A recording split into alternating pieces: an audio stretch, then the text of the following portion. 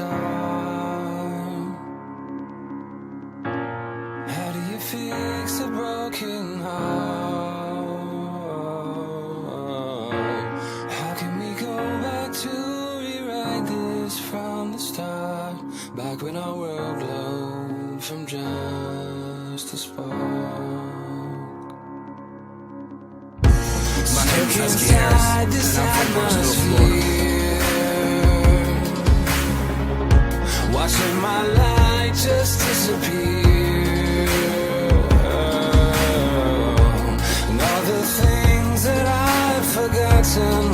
They chuckle and laugh, and dudes laughing out, you know what I'm saying? We're here. Just give me one more time. I'll swim through the high tide. I'll stand on the front lines. I'll give it all just to see your face and tell you it's alright to hold you for one night. Just give me one more time. Lost my career. I lost my self-confidence. I lost two people who were very, very close to me. And I got to a point where I thought that everything that I'd ever done here, otherwise, I thought it was all meaningless. Nothing I ever did has mattered to anyone.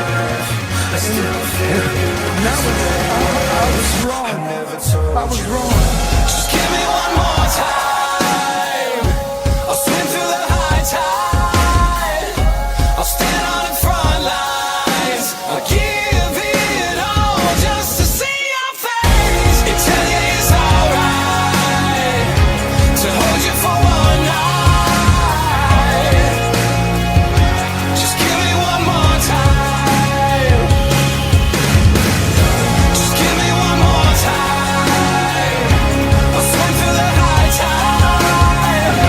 I'll stand. Just give me one more time.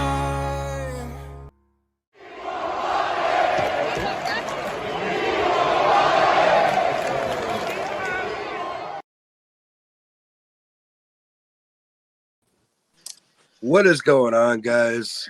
I apologize to my guests tonight as I didn't tell them about the video. That is our intro, and it's going to be a very emotional roller coaster tonight as we talk about the life and the career of Windham Rotunda, aka Bray Wyatt. Today, I am joined by arguably two of the biggest Bray Wyatt fans I know, Beck and Mystic, along with Sammy. And how you guys doing tonight? Doing good. Doing good. So Career Retrospective is usually hosted by, the Walmart young buck Nate himself. He is away being sick. So I'm the host tonight, I guess. So this is fun. Ooh. Okay. So with that with that being said, I'm going to dive into something I wrote up about Bray's career, and then we will discuss as a roundtable, you guys in the chat along with the panel. So without further ado, I will get into it. Windham Rotunda, known by his ring name Bray Wyatt or the Fiend or Husky Harris, has had a remarkable career in the world of professional wrestling. Let's take a journey through his career, highlighting his accomplishments, character development, impact on the industry. Windham Rotunda made his debut in WWE in 2009 under the name Husky Harris, although initially finding some success as part of the Nexus faction. It wasn't until he transformed into Bray Wyatt that his career truly took off.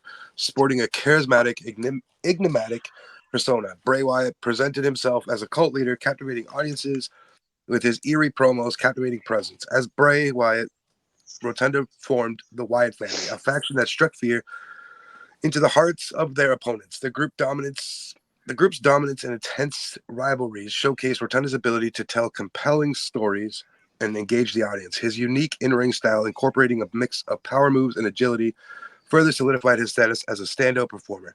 In 2017, Bray Wyatt reached a career milestone by capturing the WWE Championship. This achievement not only showcased his in-ring prowess, but also his ability to carry the weight of being a top champion. His reign was marked by a memorable feud and captivating promos, further elevating his status within WWE. However, in 2019, Rotunda truly reinvented himself with the introduction of the Fiend character. The sadistic, unsettling persona struck a chord with fans, instantly making the Fiend one of the most captivating and terrifying characters in wrestling history. The Fiend's unique look, chilling entrance, and innovative in-ring style brought a fresh and exciting energy to the industry.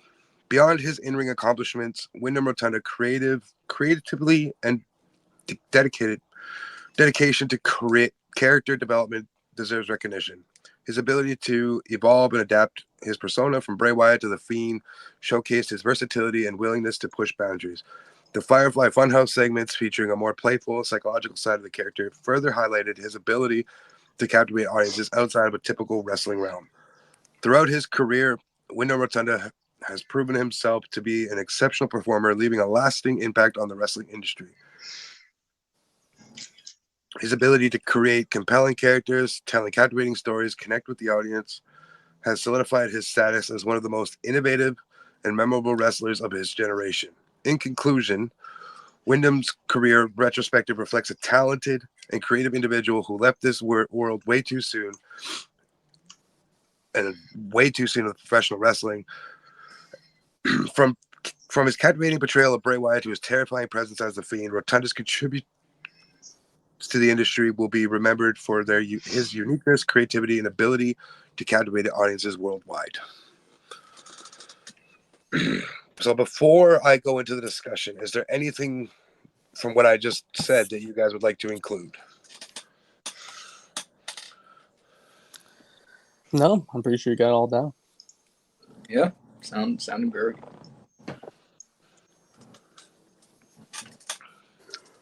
It sucks I can't find one more time on. Yeah. So I am going to do the round table. I know this. I read that pretty quick. It wasn't as long as Nate's.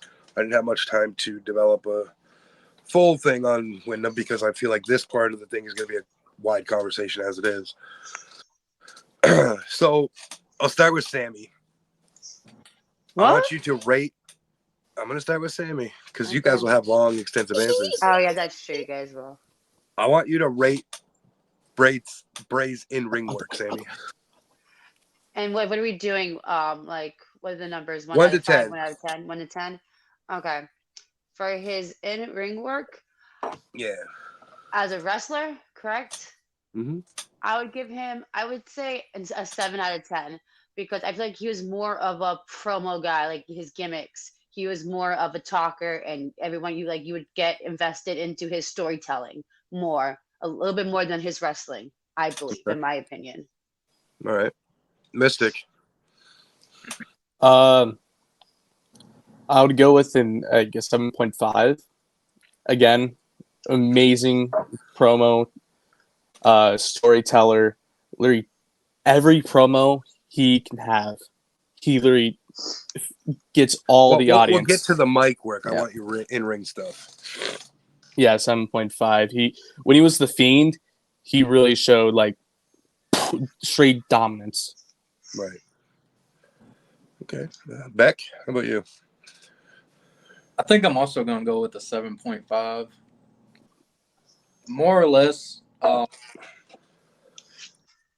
really just his work later in his career as the Fiend, the way that he portrayed himself as that character in ring, as in, somebody would hit him with the kendo stick or hit him with the chair, and he just, no-sell it pretty much. And it just really showed how dedicated he was towards that character, and I feel like that really helped him with his in-ring work as well. Fair. Mikey P in the chat says he definitely gives Bray a 10. Now, I'm a big guy for Bray, but I'm giving his in-ring abilities a 6.5. I feel like he wasn't the most, agile person in the ring. Like, he could do some stuff that makes you question things, but he wasn't the overall technical wrestler of like a Jericho and stuff like that. So for me, it's a 6.5. Now here is the one that I think most of us should agree on for a number, but we're going to see. I want the mic work rating, Sammy. His And mic when he work. cuts Sorry, promos and stuff. I would say I would give his yes, Mystic. I would give his thing 9.5, 10.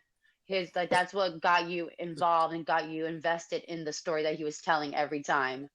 He's good with the mic. I have to say that. So I would give it a 10. I Okay. actually would. Mystic. Ty Dillinger, where are you at? Ted. AJ, before I get to Bray, or before I get to Beck, AJ says Bray, as he said, was a tank with a Ferrari engine. Yeah, very much so.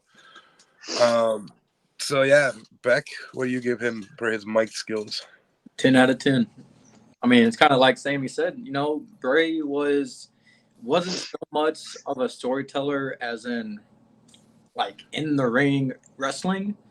It was on the mic. When he spoke, you were invested in every second, whether it's a 30-second promo or a 5-minute promo. All of that, it is like face is glued to the TV screen because the way that he just spoke drew you in and made you want more. So, all in all, 10 out of 10. Sean says a 20 out of 10. The last few storytellers in the wrestling industry. That's 100% true. I watched him since Husky Harris. I wasn't a big fan of him as Husky, but I watched him because he was a guy like me, body type my way, somebody I drew to. And then when he disappeared, I was like, okay. And then he reappeared as Bray. And the stories, they just drew me in. My most memorable one that I have with his stories is probably, I think, 2014 when he feuded with Cena. And they used Legacy as that intro for Mania. Bro, that whole storyline was so good. So with that, I give him 100 out of 10 because that man could captivate anybody to just follow along with what he said. But on the chart that we're doing, I'll give him a 10 out of 10. So, and Kyle says definitely a 10, the best on the mic. I'm not reading those two. I'll read Heyman. I'm not reading the other one. Just kidding, Kyle. Yes, Punk and Heyman. He's definitely up there.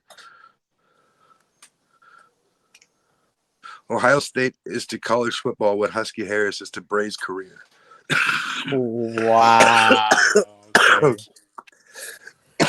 Hey, still beating Notre Dame. We're gonna win next week. Pardon my coughs and stuff, guys. I apologize. Good. Sammy, babyface Yes. work. Where do you rate that? His babyface work, I would have to rate it I would say an 8 out of 10. When he did what is it, the Firefly Funhouse. Funhouse, when he did that, he was really good, and like it made you believe that he was a babyface. I know when I forgot what year it was, maybe 2019, when he went up against Roman, and Roman was already heel, so you couldn't have like two heels going after each other. You okay? Okay. So I think I would say his babyface would be 8 out of 10. I think I like him as a babyface a little bit more than a heel. But I'll talk about the heel afterwards. Okay. Sean, I mean, I'll get to that, but Mystic, go ahead. Yeah, besides like Firefly Funhouse, I didn't really, see him as a face at all, even though I would consider him kind of face with Matt Hardy when he was tagging teaming with them and then Funhouse. But he still, kicked ass in fucking everything he did. He took everything, knocked out of the fucking ballpark every time. I'll give it an 8 out of 10. All right, Beck. I think I'm gonna go 7.5 again on it. Only due to the fact that Bray wasn't so much of a bait. Like most of his career, he did work as a heel. So I would say like later on down the road, Firefly Funhouse, and especially with his recent character when he was doing work with Uncle Howdy and everything, that character alone wasn't really portrayed as a heel. More or less, that was himself.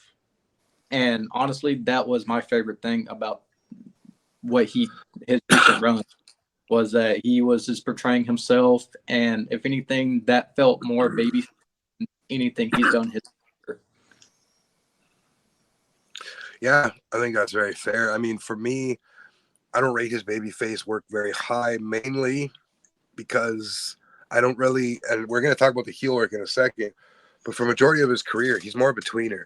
He wasn't really he's more of an anti-hero kind of guy, right? So, but for babyface work, I'm going to say a 5. Like, he was really good at being a babyface, but it wasn't what he needed. So, Sammy, his heel work, please. His heel work, I would give it an 8.8 out of 10. And it's just like when he did the Fiend, I loved the Fiend was one of my favorite characters that he did, and like, so 8. I'm gonna say 8 out of 10 again. Okay. Mystic. I would easily give it a 9 out of 10. But I consider his most like heel persona was Cult Wyatt when he first came in. You know, his feuds with Shield, Cena, Daniel Bryan. Then there was another one after that one. Ambrose. This every promo. You know, still, I keep talking about promos, but that's really his best feature of his whole career.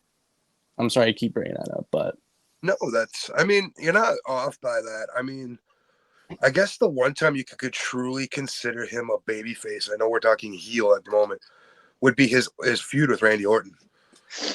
Yeah. Because Orton was the big heel in that situation, and it gave Bray that babyface. But with that said, Beck, I'm going to let you go, and then I got a couple questions to go back on with Mike here, but go ahead. So honestly, his heel work, I'd give it a 10 out of 10. Honestly, that was my favorite time watching him. Colt Wyatt, the Fiend Wyatt, you know, all of those just is like you said, Shadow. You know, that was what he was more drawn to, was the heel side. And honestly, you know, with the feuds with Cena and Bryan Field, and then, you know, going back to the Fiend with Finn Balor, and especially with Braun and, you know, all of them, you know, it just, he felt more like himself. And yeah. So yeah, 10 out of 10. 10 out of 10 for me. All right, before I will do my answer after Mike answers the couple questions. We're going to backtrack a little bit, guys. So, Mike, I read the whole thing, the shebang, but now we're in the middle of the roundtable discussion. Mhm. I want you to rate Bray Wyatt's in-ring work, not the mic stuff, his in-ring work. This was wrestling. I don't know if I'd really be able to give it a rating, but he knew how to tell a story in the ring as well as on the microphone. I mean, 10 out of 10 would definitely be the answer. But before we got what we get today with how stories are told in the ring, he was able to do it before that. And he did such a great job of it. You go back to WrestleMania 33 with Randy. Just the little videos that we got in the ring where you had the maggots and all those little video things, that was like them telling little clippets of stories. It's almost like he started a trend before it became trendy. That's fair. So you're giving it, what's the number you're going to give it? Oh, definitely a 10 out of 10. Okay. Now, I want you to rate his mic work, like when he's on the mic. Oh, same. 10 out of 10, definitely. Okay. His storytelling on the microphone was believable. Yeah, I very much mean, so. you can when you watch some people's mic work, you can tell at times they're basically just following a monologue or a script, if he even had a script, you couldn't tell. Just the way that he presented it, you couldn't tell whether it was a script or not. Because he was able just to make it feel believable. Okay. My next question, his babyface work, where do you rank that?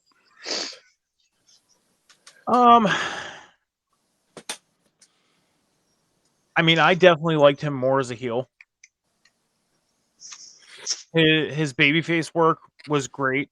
He was able to work as a baby, but I definitely preferred him more as a heel. But back in the time that even whether he was a babyface or a heel, the crowd loved him. The crowd loved him. I mean, you really wouldn't hear boos in the crowd for him at all. Yeah. So, putting a number on that, what would you put it on? For babyface, maybe a 10 or 9, around there. Okay. Between a 9 and a 10, maybe a 9.5. Because I So- preferred him as a heel. Well, that's my next question. That's where you came in.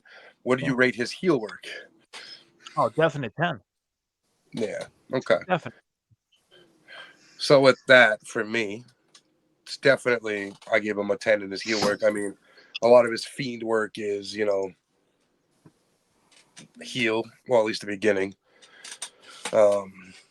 He came back, arguably, back last October as arguably one of the biggest baby faces. Like, there's no way around that. He pulled, but I think that's because, he was him, so he became an ultimate baby face, and we'll never know what the ending of that story is. So goes into my next assessment. Now, this brings in his in-ring work, his mic work, his babyface work, his heel work, but his overall body of work. And we're going to go Mike, Sammy, Mystic, Beck. So, Mike, his overall, on a scale of 1 to 10, where do you rate it? By all means, elaborate, if you will, why you pick the number you pick. I'm going to be fair on this. I'm going to say a 9. Because at the beginning, before he became the Fiend, when we first got the Firefly Funhouse, I don't know about you guys, but I was kind of like, what is this? Because we were so used to what he was doing when he first came in.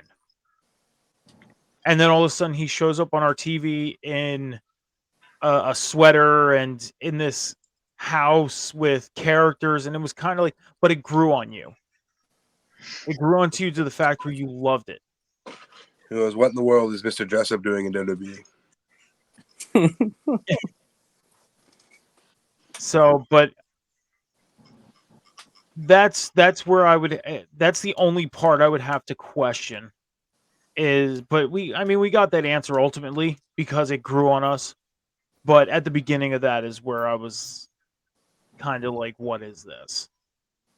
Like in the chat, like a Mr. Rogers. So, yeah, off topic, but what you guys had down there as Mr. Rogers, we had up here in Canada as Mr. Dressup. Ironically, both friends, and they had the same idea. They just went to 2 different countries. So that's a little tidbit of information. So, Sammy, where do you rank and why his ultimate, I would give him an 8.5 just because the in-ring work is what made it go a little bit lower. But like I said, his storytelling, his gimmicks, his promos, everything that he does was all amazing. So that's why I would give it an 8.5 altogether. Just because in-ring kind of does matter a little bit too, obviously. So, but it all round up, 8.5. Okay. Mystic? I'll give it a 9.5. In ring, his body language, the work he did in there, really just telling the story in ring when nobody could at that time when he started in the main roster, and Mike's skills and everything from Cult Wyatt led all the way up to Fiend. And we have never, ever seen anything like that. And no one could even notice it. We had to deep dive. That's why Irish Neep right there. No free shout outs. That's how we see it. I mean, before I let Beck go, I mean, you can still go back and you go back to his 2015 stuff, and he's telling stories of everything we got in a recent memory 10 years ago, and it's crazy. But yeah, Beck, what about you? What's your overall work? Overall, I'd probably do a 9. Kind of like Mystic was saying, back in, during Cult Wyatt, he was telling a story that led all the way up to the Fiend. I mean, if you go back and watch his recent, his videos from when he was in the Wyatt family, he was telling stories of the Fiend. We just never knew it until he actually finally presented us that character, and then we deep dive into it and like, oh, he was talking about this, 5, 6 years ago, and now it's here, and it's just like, to my knowledge, no one in recent memory history has ever told a story like that. Windham was like, it's back in like an interview with Triple H. He said that Bray was one of the most amazing storytellers that he has ever met, and it stands 100%. It stands, and yeah, a 9 for me. 9 for me.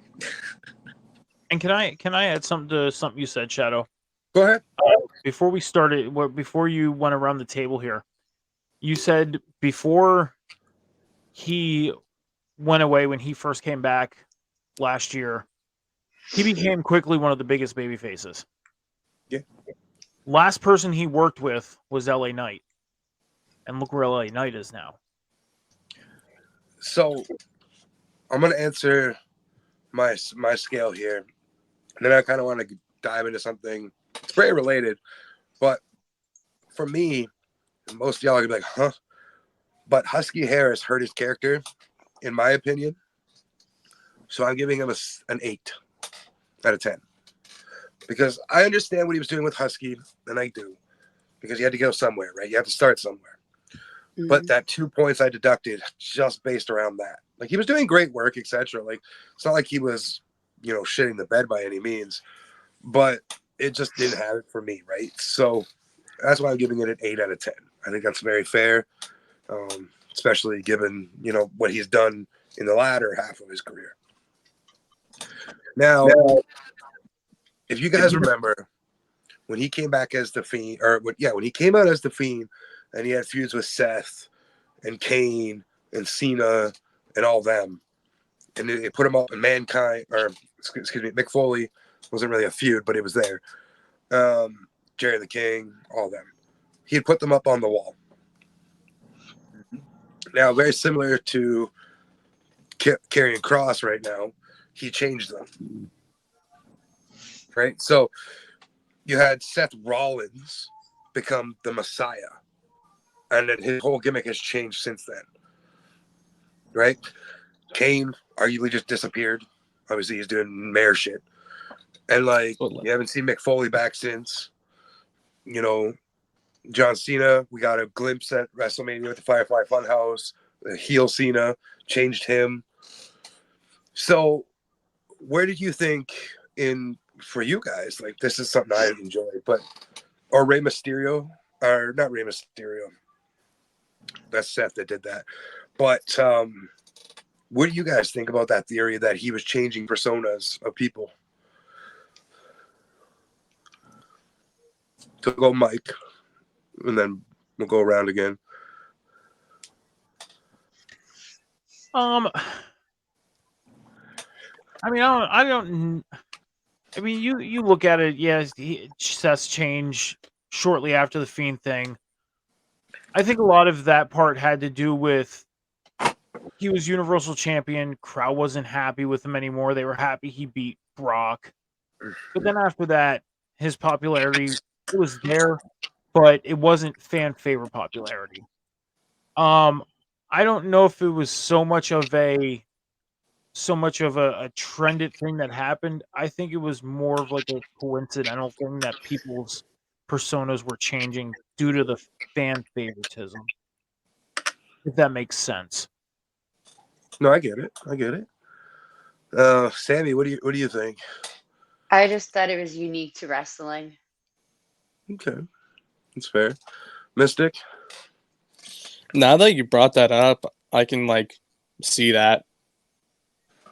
But the only like person that like I really saw like change of character was Rollins. Right. But maybe you can count Braun in some case later Little on bit. in pandemic. We can also count in Roman. Oh yeah. Because when Roman left, he was baby face, and he came back as the biggest heel ever to touch wrestling now.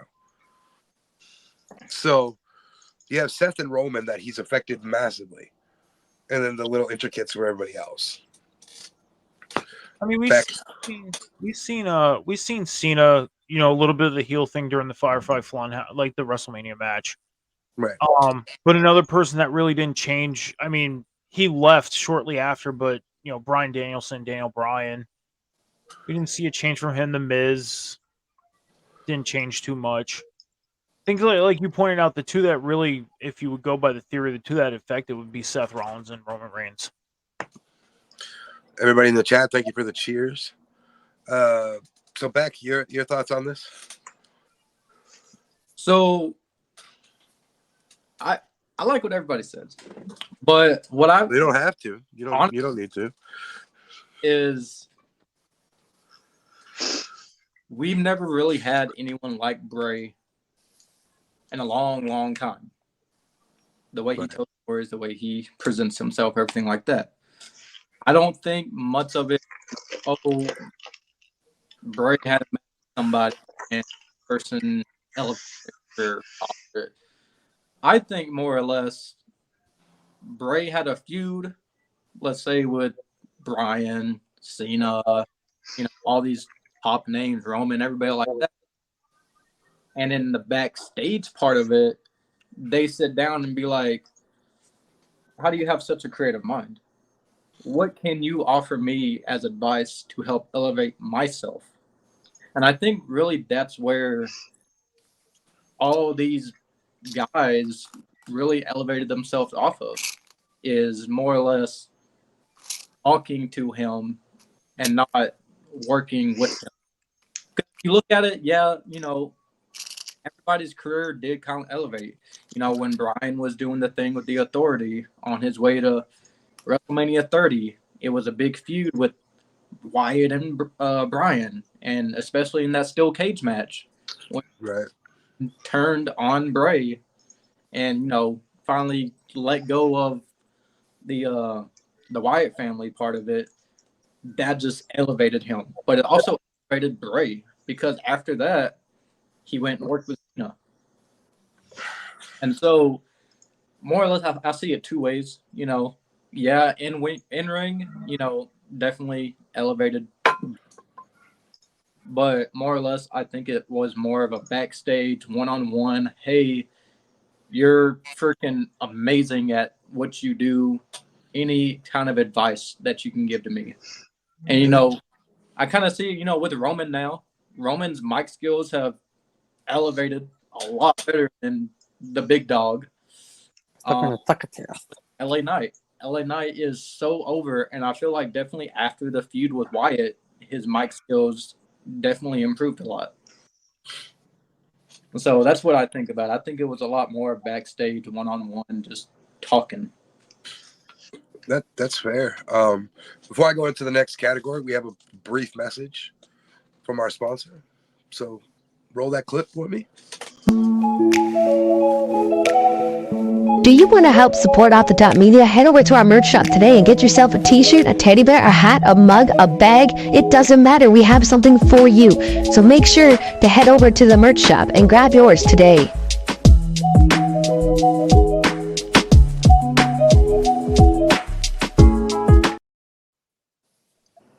So that's a little ad I made, you know. We're here, we're cool with it. So now I feel like this is going to be a wide subject a little bit. And Sammy, I'm going to start with you because I know that you're not as Got big it. into Bray as you are into Randy. Hey, So, hey now. what was your favorite moment or promo of Bray's? Okay, my favorite moment was recently was when he returned back to WWE in 2000, well, October 14th, 2022.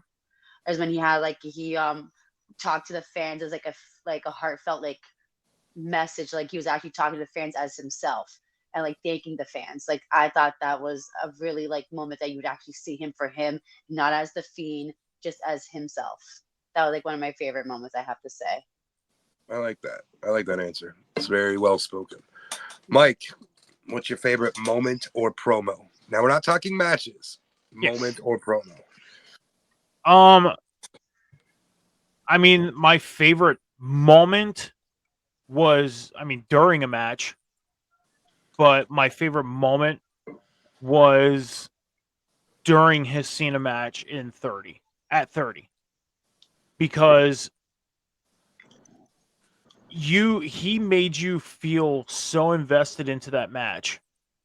Even if you weren't, he got you invested just the way he was being in that match, just kind of giving himself up. And just the emotions that came out. Like today, like nowadays we get emotions in matches, but at that part, like in that time frame, we didn't get that a lot. Where during that match we got it, and that was my favorite moment. Okay. Mystic. My favorite moment would have Or to promos. involve, Promo. or promo. I'll do both. I'll be quick with the whole moment. Favorite moment was with Cena feud. I was gonna say the whole match itself, leading up to it, but you already said that, but it's already valid. That's one of his best moments. But my favorite personal is when everyone around the steel cage started to sing "He's Got the Whole World in His Hands." That's a good moment. Like chills every time I watch it back. Chills. Now, greatest promo would have to be when he first came out as the WWE champion. Yeah, that's a good one. Okay, Beck. So I got two favorite moments, honestly, that really just made me such a big fan of his. First, actually, it's what Mystic said. You know, when he had everybody around that steel cage singing, you know, "We got the whole world in your hand," and it's just like that moment really made me a fan of Bray. Like I was already a fan of his before that, but that just solidified as this guy knows what he's doing. This guy is going to elevate his career just based off of that, and let alone it did. So yeah, that's the first moment that really stuck with me. Obviously the second one is during the Elimination Chamber when he won the WWE Championship. Right. Well deserved, and yeah, the aftermath, you know, it was kind of a little messy with how they played it, but just that moment alone, the pop when he hit that 1, 2, 3, and the crowd just went crazy. That moment alone, like he deserves all the flowers. Yeah. Off the top media, which would be Scals at this moment, or Jamie, I don't know. Their favorite promo is The Man in the Woods. Sean's favorite moments / promos are the debut Wyatt Family Compound vignettes. I think those are good too. I have a ton of them, and I can go on for hours about my favorite moments and promos. Favorite moment happened this year at Raw 30 when him and Taker exchanged words in the middle of the ring, and none of us know what was said, and none of us ever will, except for Taker and Bray. And Bray said he'll take that to the grave, and unfortunately, he ultimately did. And one of my favorite promos, I mean, I have it tattooed on my arm, is I am the color red in a world full of black and white. So, like I said, I could go on. And another promo that I really enjoyed is when he was working with Taker a few years back, and they were doing the promos back and forth, and Bray carried that feud without Taker even appearing. So now I feel like everybody's going to have almost the same answer to this question. But Mike, your favorite match of Bray's? Ooh, man. My favorite match? My favorite match is definitely, it wasn't even televised. It was at a house show that I went to. It was Okay. the last, it was the house show the night before Elimination Chamber 2020. Got to see the Fiend and Daniel Bryan work in a match. And that match was just amazing. Like, I wish everybody that I knew that loved wrestling was able to see it. I feel like that's my personal own little special match that I got to see. As far as televised, Cena and Bray at WrestleMania 30. Just because of, again, the emotion that came from that match. Okay. Sammy, your favorite match? I think you guys probably already know the Probably. Miz Randy Orton TLC match. Even though, yeah, but like still though, like it had like Randy was part of the Wyatt family. Like when he won Shocking. the Elimination Chamber, and Dude then he had didn't to have a beard. face, huh? I said, dude even have a beard. And but no, I just thought it was great because like it was a story that they were telling because he was part of the Wyatt family, and then when he won the match, what was it, Royal Rumble or Elimination Chamber? Randy won. Randy won the Rumble. Won the Royal Rumbles, and he had to beat, and then Bryant had the WWE Championship. So and then just like that one match is like how like horrifying it looked, but how he just couldn't keep like watching it though. Like when Randy put the Fiend on fire, that was like one of the matches. Like you're always gonna remember that.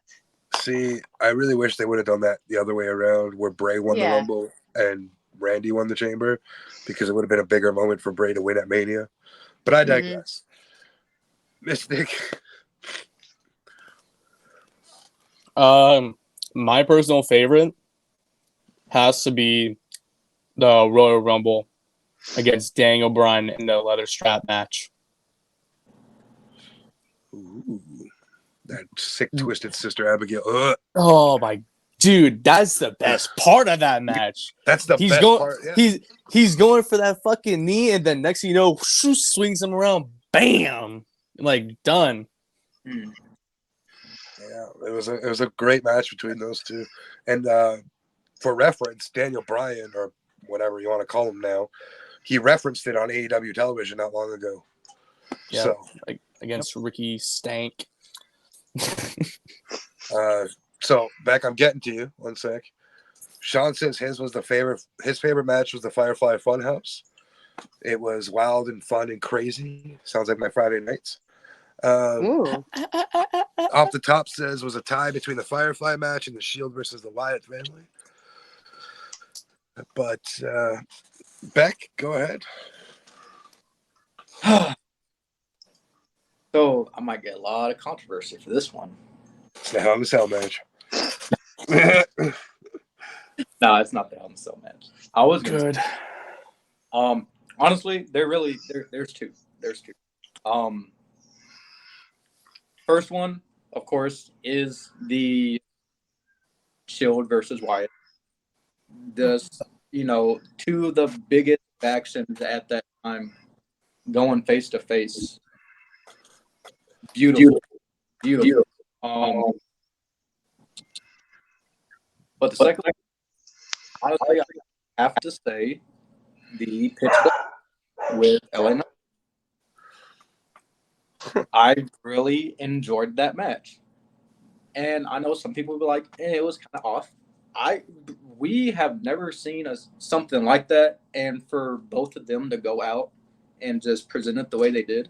You know, Bray, as soon as the bell rings, he flips over and you just see the face paint glowing and everything is like, yes, this is perfect. And the table spot when him and LA Knight went through it, and just you saw all the green dust fly off. It was just that match has a lot of controversy because of how it was, but to me personally, it is one of my favorites. It's not terrible. It's not the best, but it's not terrible. Can I ask a question real quick to you guys? Back in 2017, we had a match at Payback between Randy Orton and Bray Wyatt. Would you consider that the very first ever Firefly Funhouse, even though it was called the House of Horror match? No. No. Maybe, but no, I wouldn't. I would call that the end of an era for the Cult Wyatt. Okay. That's fair. For me, I actually have 3. Which is obviously his first championship win, because that'll always solidify him as one of the GOATs. Another one is happened in my backyard in Toronto, the debut of the Fiend in a match. And 3 would be the payoff match between the Shield and the Wyatt family.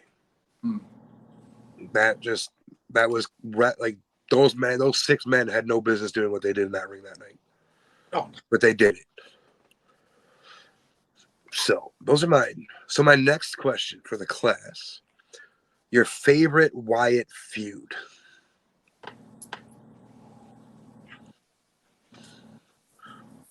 So Mike, go ahead. Favorite Wyatt feud? Singles or as the family? Doesn't matter. Doesn't matter. I mean, definitely one little feud that I had a lot of fun watching. That was one of my favorites. Would probably have to be against the ECW originals. Okay. The Dudleys and Tommy Dreamer.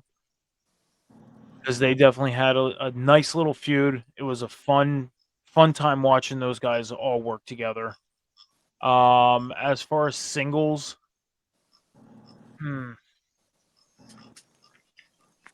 I don't know. If anything, he had a really good feud with Daniel Bryan, but I would have to say he worked a lot of good stuff with Randy. So I probably would have to say Randy. Fair enough. Sammy, how about you? You right now, I'm gonna say the same thing. I feel like Randy and him, they had chemistry. They were perfect with each other. That's more than fair. Mystic. I'd say Daniel Bryan. Yeah, I love Cena and Daniel Bryan's is really close together, but I really enjoyed Daniel Bryan's more. I can remember I was like just so hyped up when it was just Bray and Bryan just locked in the cage together, and Bryan's fully letting loose, and that exceeded his career exceeded so high after all that. Okay. Heck. I would have to say more, Undertaker and Wyatt.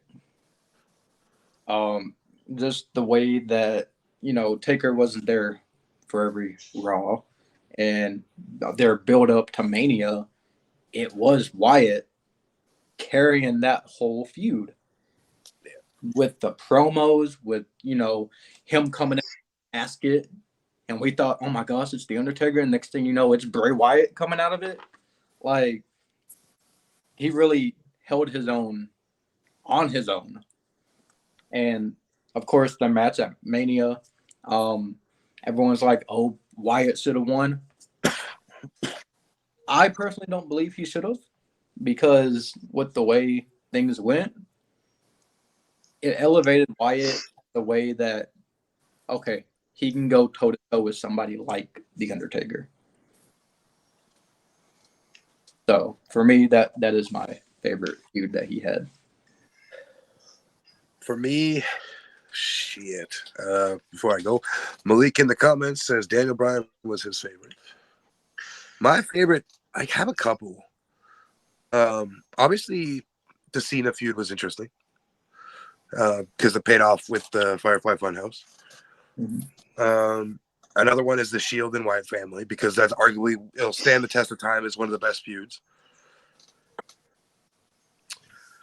And I guess my favorite, mainly because it's more memorable than most, would have to be his work with Randy in that feud because they both of them told a story like on the other from both sides of it. You know, and that's kudos to Randy. I mean, he's as dumb as he fucking looks half the time. Giving off.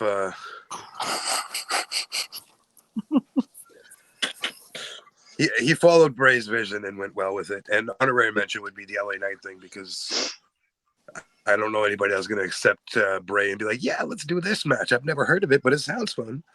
Yeah. All right. Good evening, Trey. So let's go backwards with this one. So we'll go Beck first. What dream matches would you have liked to have seen Bray do? I I already got my answer locked. I got my answer locked. It's been locked ever since he came back.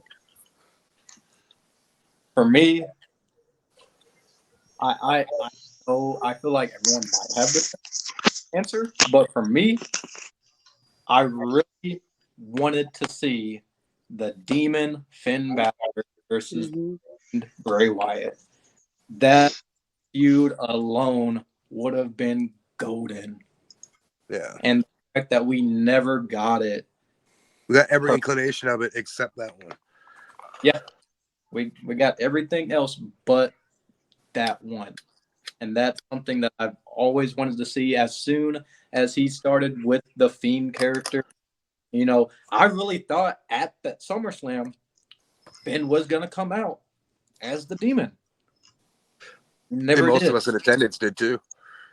Never did. But for me, yes, that is a dream match of mine that I would have loved to see. That the only one that you would have liked to see?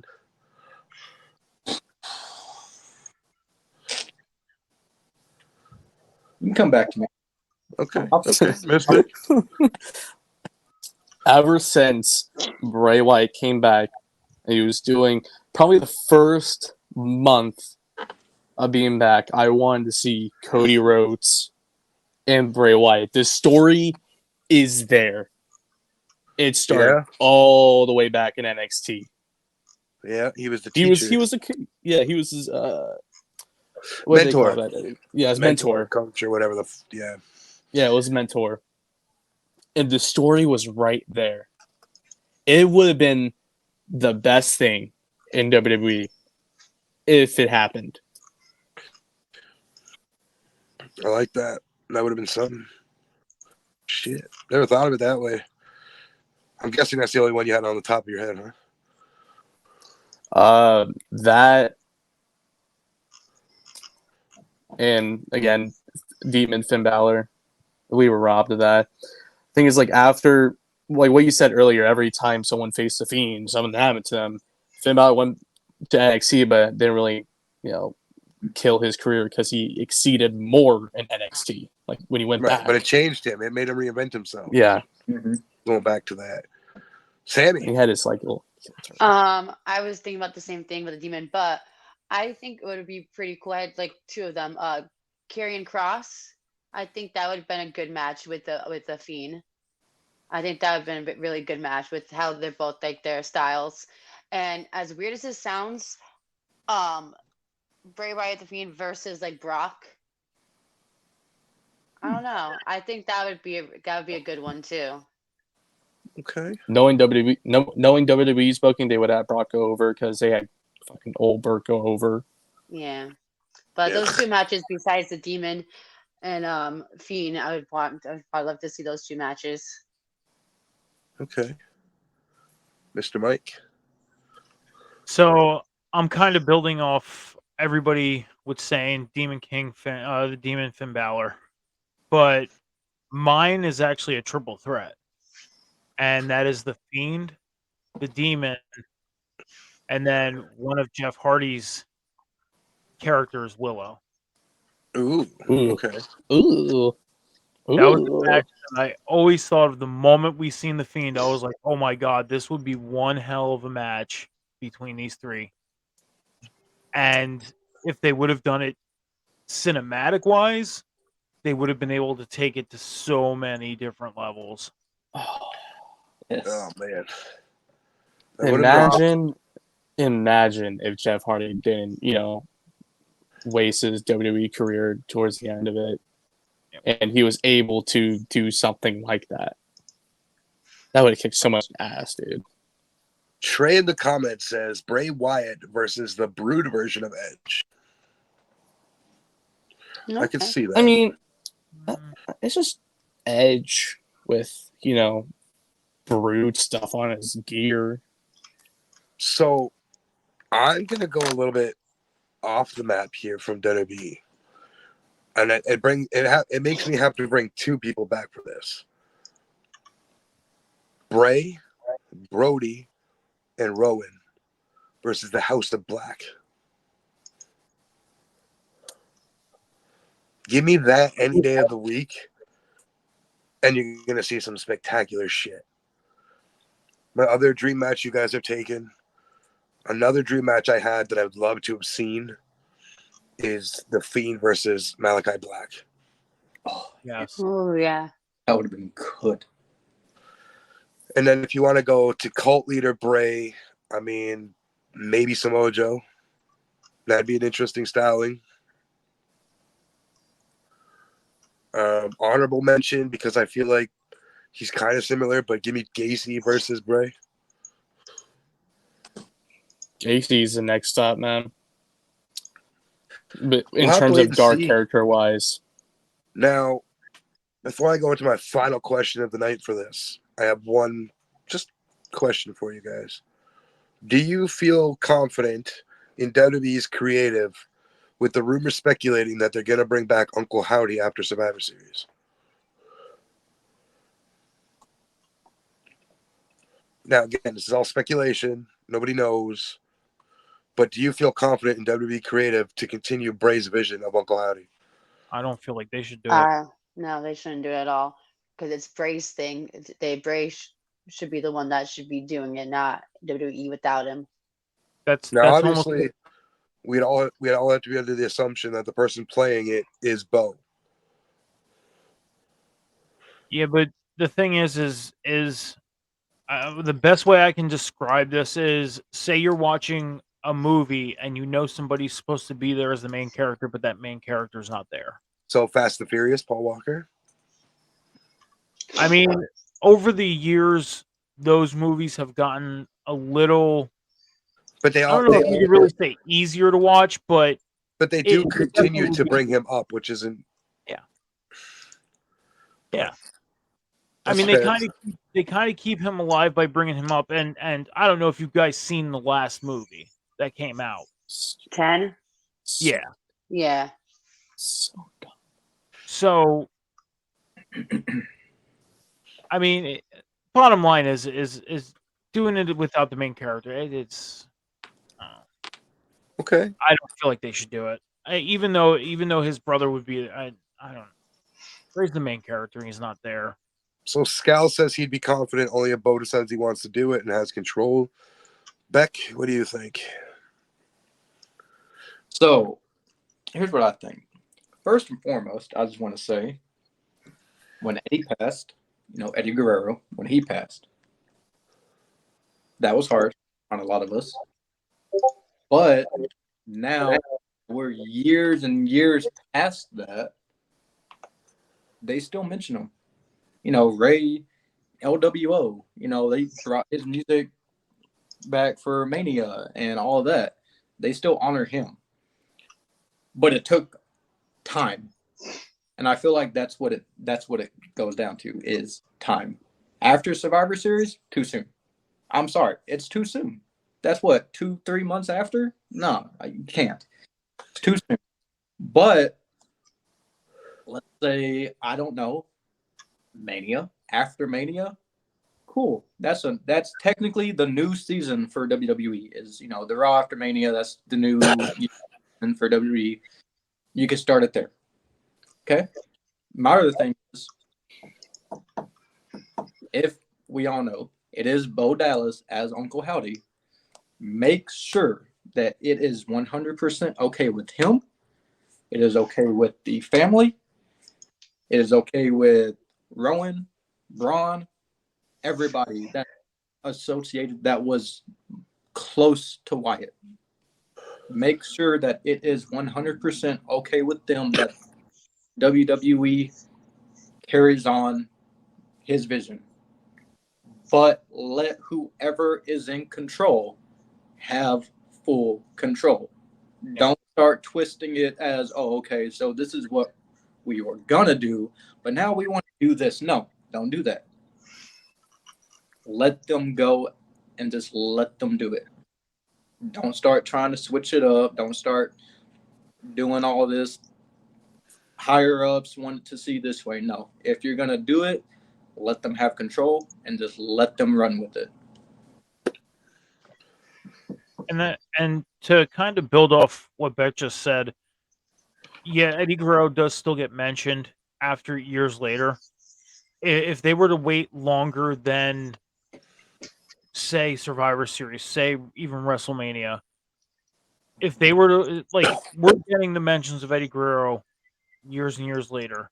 If they planned on doing this years and years later, they would have to make sure that everybody that they want to have involved is still interested in doing it.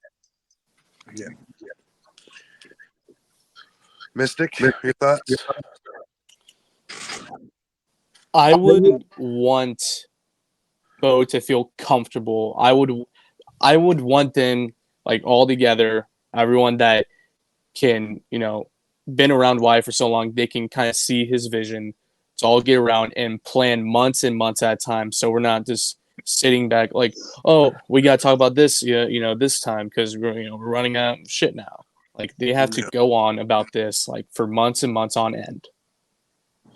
And I want Bo to be, ready to be in the right mindset, because it's hard because you're doing something that your brother has done, which is like brought so many people into wrestling, changed their whole mindsets because of what Bray Wyatt's words have spoken. I wouldn't want Bo to be ready to take on that challenge. I would want everyone in the back to, to be, don't screw, over with the booking because they screwed him over in the past with early Fiend. Right. I don't want, any changes. Like when you say that we're doing this one thing, keep it. Don't change it last fucking minute like Vince McMahon has done with almost every single Raw after Mania. Right. For me, I say no because I already get annoyed with the way WWE prostitutes Eddie and how they handle that. I think when Bo is ready, you get a one-off Uncle Howdy as more of a come out, lay the mask down, reveal who he is, so we all get closure. He gets closure, and that's where the character dies. Center of the ring, the mask, the gloves, the hat, just left there. Spotlight hits. That's it. It's over. It's done with. Bo comes back. Maybe he goes as Bo Wyatt or something, or doesn't matter. But I don't think we need a character of Bray's coming back to life under WWE creative. I agree with that. That actually sounds great. I got one. I would want to see that. I'm sorry, Sammy. I didn't mean to. Oh no, you're good. You're good. I got one suggestion to kind of build off what Shadow was saying. How would you guys feel about this? He said that Bo would come in, lay the mask down, spotlight on. Do we all feel like Bray's going to be inducted into the Hall of Fame? Yeah. That's literally my next question. Then I'll save what I was going to say for that point then. I'm sorry. Okay.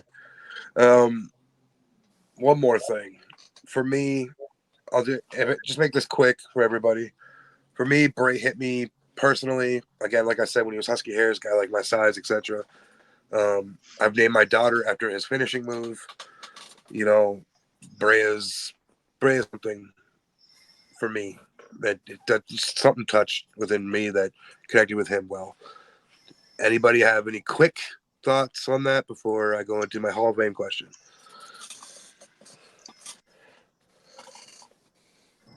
I'll say one thing. All right. He brought me back into wrestling. He really was the reason that I even started, you know? Yeah. So, yeah. He kept me watching. There was a time where I stopped, you know, like early pandemic, so I didn't really get to see like much of Fiend stuff after, you know, when that started. I really got into it like when he was first starting out, then with Daniel Bryan. After that, not really. Fair. He helped keep a spark that was kind of fluttering away in my love for the sport. Let's just put it this way. I've been watching wrestling for 32 years. And after a while, if you don't feel like you're connecting with characters or connecting with anybody that you're watching, it's still part of your weekly schedule to watch Monday nights, Friday nights, Wednesday nights, Tuesday nights. So it just becomes an in the motions thing. And when he came along, at that point, I wasn't really connected with anybody. I was just going through those motions of watching, just to say like, "Hey, I watched every Monday night, watched every Friday night."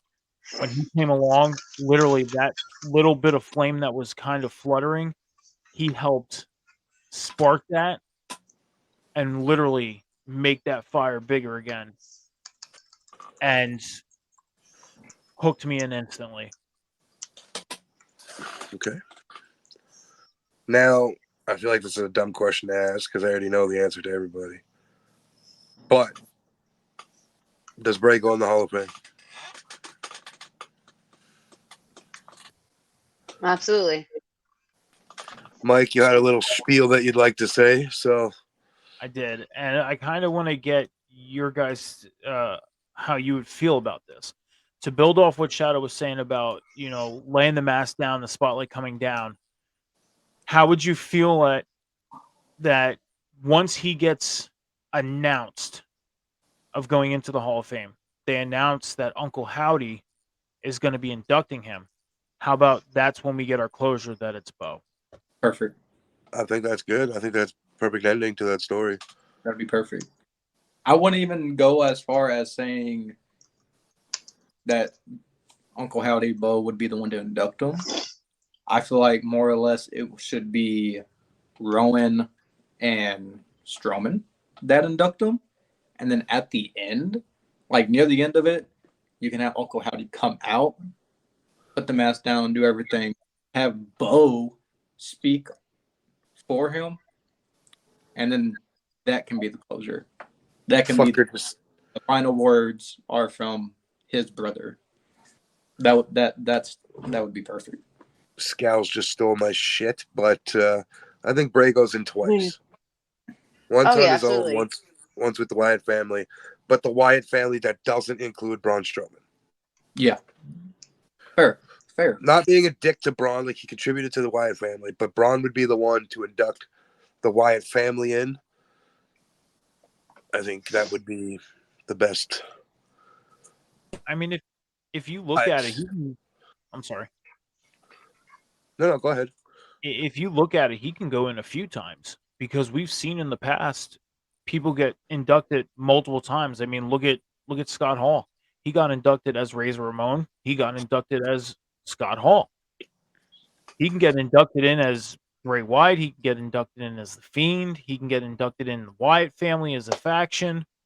I don't think, with respect to what you just said, yeah, I don't think the Fiend's body of work is that impressive to go in alone. Okay. Like, it's great, but I don't think it's that impressive. I get where you're coming from. But yeah, I'm sure we can go another 4 or 5 hours with this conversation. Oh yeah. But with that Well, what being about the said, Firefly house, like Funhouse with Alexa Bliss? You don't think that might be going to the Hall of Fame, like with them too? Because they kept everything interesting. Everyone was hooked. I read an article today actually while I was putting shit together.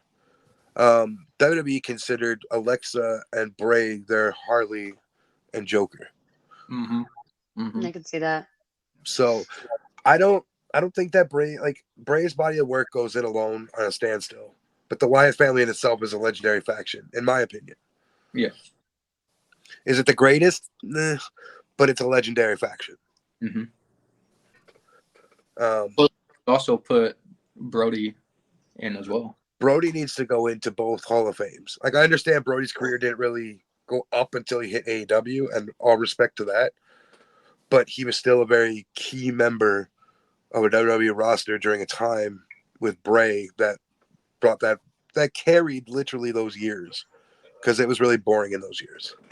Especially when the faction split up too. You know, you had Harper go off when the IC title, and then he came back and he had a little thing with, you know, he had a problem with Orton and the Wyatt family and all this and that. You know, yeah. But they all. And that Exactly. was one match I was going to bring up, but I felt like I would have been kind of pushing the lines a little bit. But Bray facing Brody as him being the leader of the Dark Order. I think that would have been I don't know that's an interesting concept. Yeah, that was But- Brody's prime. That was his prime. Yeah. But with that being said, guys, this has been the career retrospective of Windham Rotunda, aka Bray Wyatt. Thank you to my guests today. I'm going to go around the table and they can tell you where you can find them. We'll start with Mike, and then Sammy, then Mystic, then Beck, and then I will close the show. So, Mike, take it away. All right, you can find me at Metalcore Mike on TikTok and Instagram, Metalcore Mike 86 at Snapchat and Twitter, and Metalcore Mike Gaming on Twitch. And then you can find me on Cam G's The Boom every Wednesday night following AEW Dynamite. You can find me on Prince's Movie Madness every Saturday night, 8 p.m. Eastern Standard Time. You can also find me at Rivet City Red Zone at 11:30 a.m. every Sunday morning. And then later on that night, 10 p.m. Eastern Standard Time on Sunday nights, you can find me on the Table Spot. Damn, you're a busy man. You can find me on TikTok, SammyXO43 or SammyXO29, and Instagram, SammyXO43. How many damn accounts? Damn. I wonder why.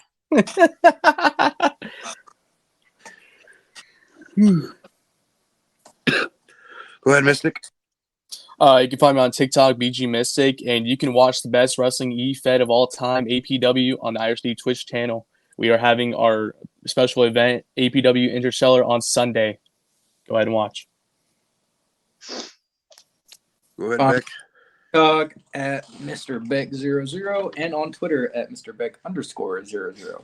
And coming soon, the OnlyFans. Oh. Ay, caramba. All right. For me, you can find me doing Career Retrospective bi-weekly with the host of the show, Nate, where you can find him on any social medias except for private social medias. And if you do, he's probably not going to add you.